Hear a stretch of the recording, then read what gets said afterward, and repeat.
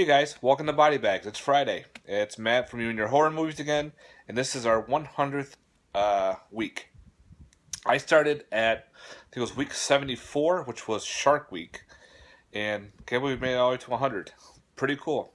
I know there's a couple guys who's gone all the way, moods. uh, so this week, themed week, there's no theme. It's pretty much review whatever you want, which is pretty cool.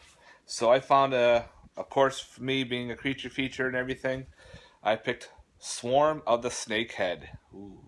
This is from 2008, done in Maryland, directed by Joe Denning and Frank Lama.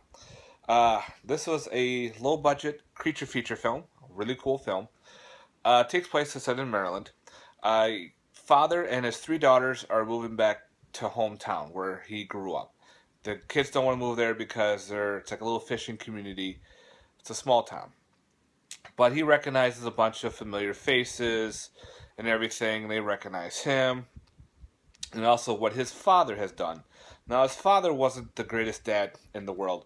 He was mostly into his work. And that's pretty much genetic research. And he pretty much ignored his son. Now, his son kind of grew into his dad's shoes, becoming a scientist as well. Well, also, when they come back moving in, people's pets start going missing. And come to find out, there are these water and land breathing snakeheads that are attacking the wildlife and animals. Pretty soon they start attacking humans. And of course, the bodies are starting to pile up. The gore is pretty funny.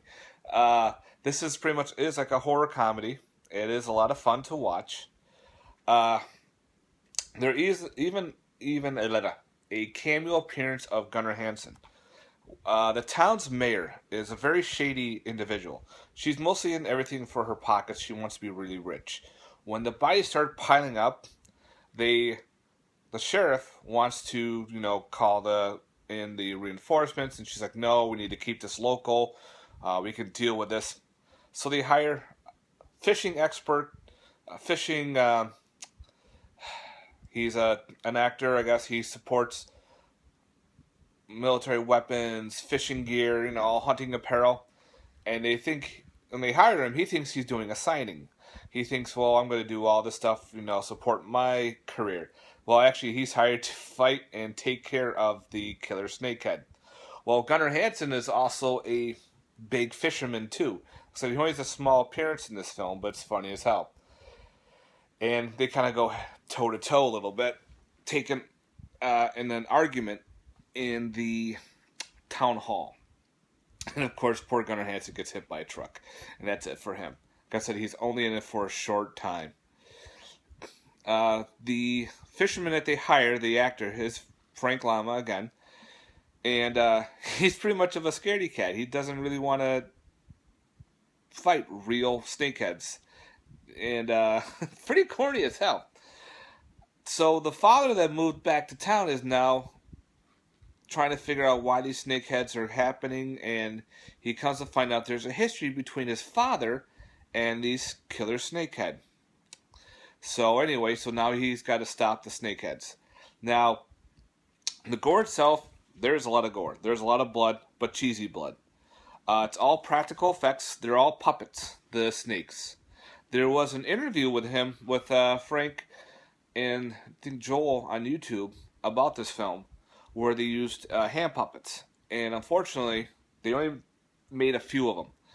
And there's one funny scene where all the other fishermen in town are at the town hall, and the fish and the snakeheads attack. Of course, people are getting attacked left and right. The reporters standing there reporting everything. It's hysterical.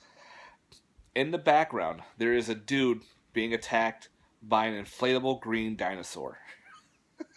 They didn't have enough of the puppets, so they used a green inflatable dinosaur in the background, so you can see a guy getting attacked by it. Funny. I was laughing my ass off. Great film. And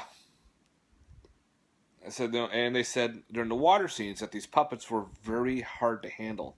They absorbed water, and they said they were having issues trying to move the fish. So the fish looked a little sluggish in the water, but still. So my overall on this film is for me, a 7.5 out of 10. Fun flick, got some fun gore to it. Uh, don't go on Amazon or on eBay to buy this movie if you want to buy it. I recommend buying it because it's fun. Because the prices on there are insane. They're asking like $40. The way I found it is I went to the actual website. I typed in and Googled Swarm of the Snakehead, and there was an official website. And the website's been up for a while. I was kind of shady on them, like, is this website still around? Anything? I emailed them, got a response saying, yep, they still have them in stock. I said, okay, for $14, you got it. So I'm very happy to pick this up. And it's kind of funny, they got an As Seen on TV logo on there. So I don't know if this was ever on TV, maybe in Maryland, because this was shot in Maryland and shown at a movie film festival, I think in Maryland, where everyone was present, family, crew members, the public. So I would really suggest checking out Swarm of the Snakehead. If you love killer fish films, this needs to be in your collection. They even do a knockoff at Frankenfish. On the back it says, the so-called Frankenfish caused quite a stir, but that was nothing compared to the havoc they wreak in Swarm of the Snakehead. So I think there's a total of 3 or 4 Snakehead fish films. There's this film, Frankenfish. There is, there's 2 Sci-Fi Channel Snakehead films, Snakehead Terror, and I think Swamp of the Snakehead, or I don't know, something fucked up word like that. But anyway, so if you're into killer fish films, pick it up, guys. A lot of fun, very cheesy, low budget, good gore, all practical effects. Thanks so much for watching, guys. Awesome that we made it to 100. I hope to do more. And keep watching. Thanks, guys. Peace.